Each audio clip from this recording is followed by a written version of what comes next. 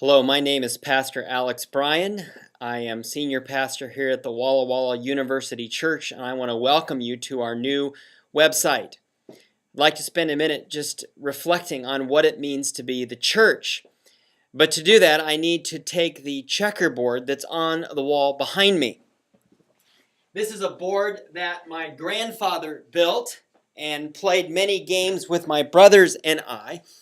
And on the back of the board, he drew this game called Fox and Geese.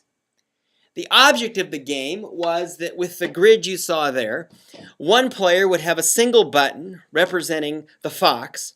The other player would have a series of smaller buttons representing the geese.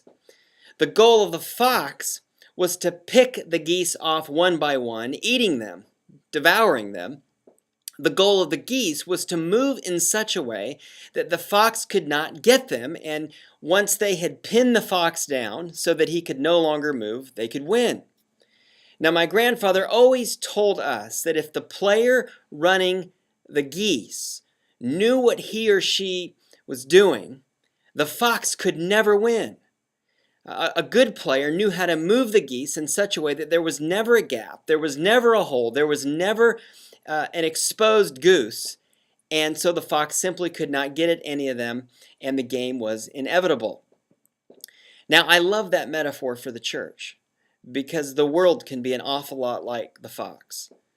Difficulty can be like the fox. In fact, the Bible describes the devil as a predator, going about seeking whom he may devour. And so I love the idea, if the church sticks together, if the church doesn't let any gaps come between it, if the church gives to one another financially, if the church is there for one another, if the church feeds one another, if the church is praying for one another, if the church is unified around something that Jesus is also in, the church can never be beat.